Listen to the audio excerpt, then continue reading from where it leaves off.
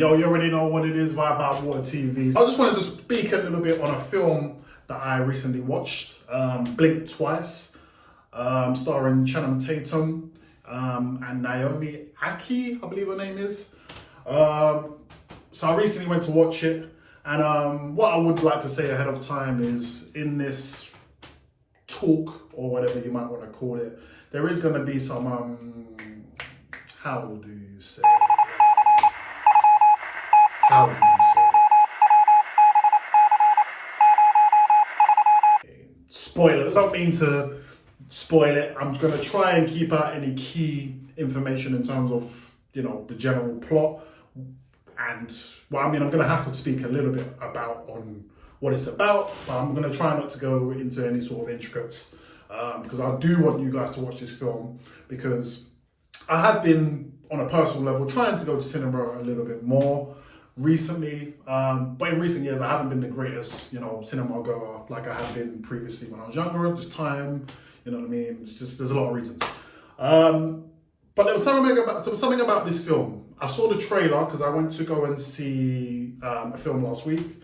Right now I can't remember what it was called, but I went to go and see Wolverine versus Deadpool, and the trailer for Blink Twice came on. So I was like, this looks interesting. This looks very, very interesting. And I believe this is the debut director film from Zoe Kravitz, I believe. It might not be the debut, but she is the lady who directed it. But anyway, let's get into it. So this film is about essentially abuse of power dynamics, lifestyle, the disparity between kind of the rich and the poor, manipulation, and I feel like at the same time there's also a lot of contemporary dating, just general dating ideas that are currently prevalent in modern day society that I feel like are introduced into this film. So it's about a tech billionaire called Slater King, who's played by Channing Tatum. And long story short, he goes through some turbulence, let's call it like that. And he's a tech billionaire, as I say, and he has to basically come out into the public. And I'm already speaking too much on the actual plot, so I'm going to try not to do that one. Cut a long story short. So Naomi Aki, who plays Frida, she is a waitress. She's just a waitress, and she basically ends up going to an island. And on this island, everything's nice and sweet, and it seems like everything's good and that, and you know what I mean? She's enjoying her time there. But once again, the abuse of power plays out. I feel like the dynamic of race is also kind of, it's not explicit. It's visual if you're paying attention, but it's not explicit in terms of how it plays out. But of course, she's a black lady, and the film similar-ish to kind of how Get Out is, whereas you can tell it's obviously been portrayed, if you like, from a black woman's point of view in this one. So from a black point of view. However, it's not about that. It's something that's just an add-on to kind of what the film tries to convey. And I feel like, of course, with the scandals that have been happening in Hollywood and just general life, in terms of, Harvey Weinstein and, Jeffrey Epstein, and even what was happening with my man, what's his name? What's the House of Cards brother's name? Him as well, Kevin Spacey, and just there's tons, isn't there? I feel like an inspiration from kind of those events have, of course, gone into this film. And it's interesting because Zoe Kravitz, I feel like, definitely is telling a story about what I feel like she's probably seen with her own eyes in terms of within the industry she's in. And I feel like, as I mentioned, in terms of just the modern dating environment that we're all in, there is this idea, I'm not going to really say where it's coming from, capitalism, where there's this prevalent idea that things need to be rosy, things should be sweet, soft life, everything is about living a life of luxury. Everything should be easy and accessible, and there shouldn't be any sort of strife and struggle and, you know, fight to get things. Things should come easily to certain individuals. And there's almost like a, how do you say it? There's like it's like a rites of passage that certain people should just get just by default, just because maybe they're good looking, or maybe they're charismatic, or maybe they just look the part, or whatever it may be. These people should just be obliged to enjoy a certain type of life, no matter not, you know what I mean, no, irrespective of their social, and you can even argue political background. But if you look a certain way, you should just have a rites of passage, and you should be able to call the shots over your partners or whoever you're dating, and in your dating experience, you just deserve it all.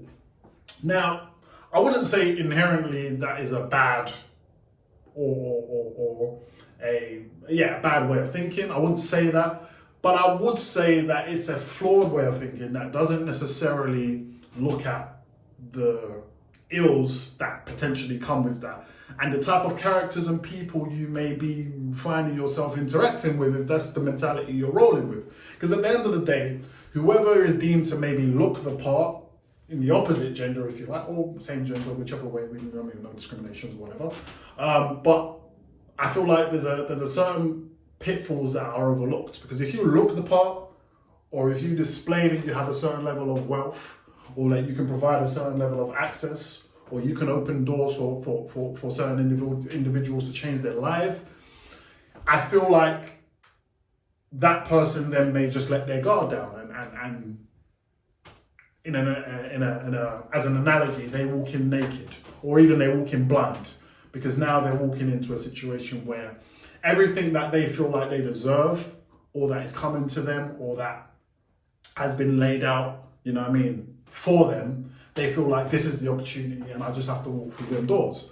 But in walking through those doors, there's potentially another side that you just don't understand, you've never seen, you can't even conceive, that you don't even believe is potentially a reality that you could find yourself in. So I feel like all of these types of central ideologies, I feel like, that are prevalent in a lot of individuals, especially in current times, it's always been here, but especially in current times, I feel like have been kind of echoed and kind of put into this film to show the darker side to what comes with those type of things. Because on the face of it, everything's rosy.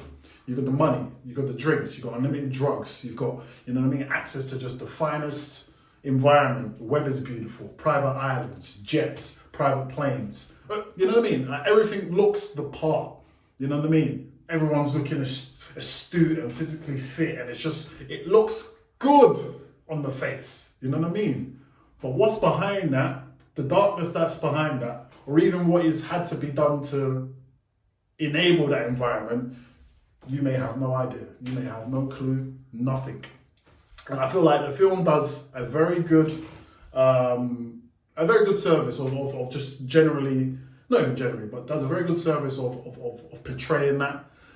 Kind of the use of the camera, I think, which is obviously something that if you watch the film, you take note of, I think is very interesting as well. Just trying to capture those moments and just making sure that even how we kind of interact with social media, it's like we're trying to always capture that best moment, that highlight reel, the thing that makes everything just look the part, and where people are going to look at it and be like, wow, I wish I was there.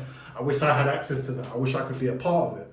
But what's actually happening behind the scenes, or in the day-to-day, or in the nighttime, or, you know what I mean, it's anyone's guess. So I feel like definitely Zoe Kravitz done a great job in those themes, kind of centralizing it and putting it into the film. I'm always a fan of a film that doesn't have too many, doesn't have too many, of course it has a lot of scenes, but really and truly the film takes place within an event hall, within an apartment, you know, in the opening scenes, on this island itself, and then within you know what I mean? There's only a handful, I would say, or maybe two handfuls of mise en scène, no, I'm joking, of not scenes. What's the word I'm looking for? Let's just call them doors in terms of rooms. Do you know what I mean? There's not too many doors. It's just there's maybe about 5, 6, maybe 7 or 8 doors, and these are the doors of the film, and everything happens within those doors. But yeah, in terms of the acting, Naomi Aki, I have never seen. I don't think I've actually seen her in a film before. Not familiar with her work, but I feel like she's a great actor in terms of like her conveying of facial expressions. Like she was able to like just switch between facial expressions, and it seems so effortlessly, so effortless. Where she was like showing how she maybe is happy, and then she'll show an expression where she can clearly see she's faking the happiness, and then she'll show a scene where she'll show her face where she's clearly visibly upset or visibly distraught, and it was all like sequential. She would do it within like maybe within a 1 minute time frame, and obviously they all play into the theme because there's theme of the story, because there's obviously moments where to people in the film she's actually clearly trying to pretend, because she's trying to put up a front to make it seem like she doesn't know certain things that she does know. And there's another lady, Spanish looking lady, similar as well. She does very well with her expression. Channing Tatum himself, I am of course familiar with his work, Prison Break, and I know he done Magic Mike and things of that nature, but I never actually watched Prison Break the whole way through. So I feel like he done a good job of just showing himself as like a stoic figure, someone who, you know, seemed like he has his shit together. He played that character very, very well. And someone who's kind of done the work to heal. And he seems, he portrayed himself as like the conscious capitalist, if you like. Just the capitalist who's clearly, you know, done very well for himself, but he's conscious in his dealings. He's making sure he's looking after people, he's caring for people. He goes the extra mile but he doesn't necessarily have to. So he played that character particularly well as well. But I would say as well in the film, there's a lot of, it takes a while to build in terms of the violence, but there is a lot of violence, like gruesome violence, a lot of blood.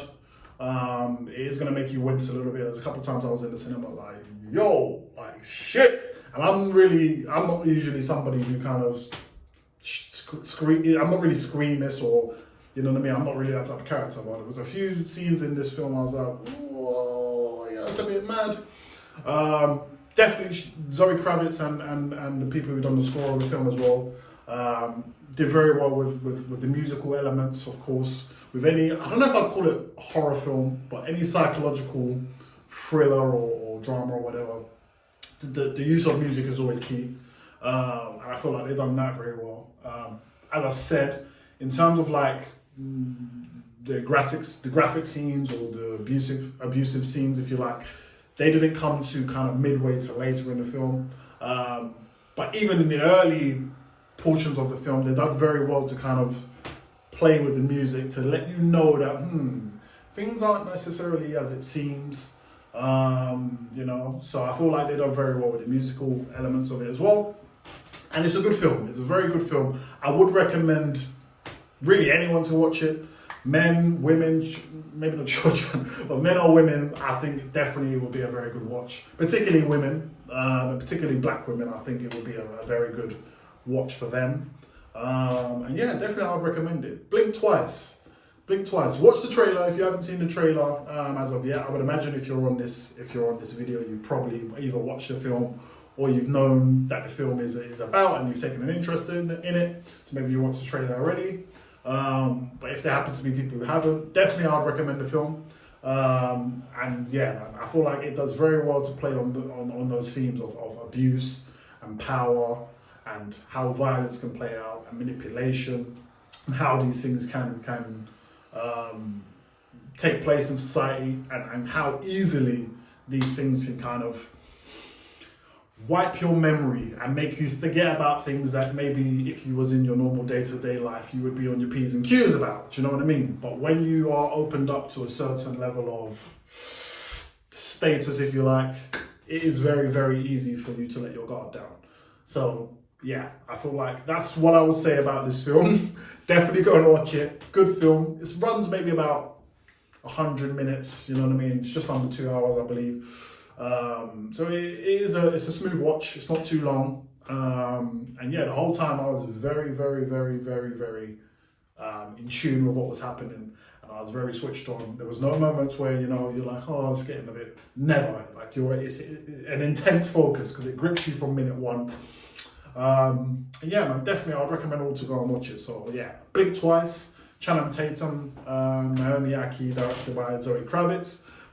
Definitely recommend you all to go and watch it. So thank you for listening. Vibe at Water TV, come back for another video. I will be dropping. Like, comment, and subscribe as always. And yo, we out of it. Back. I can't understand the actions of my master plan. I can't a nigga rebel in the thoughts of a day. I can't understand the actions of my master plan. I can't a nigga rebel in the thoughts of a day. Let it just be, innit? Still shitting on niggas. Still shitting on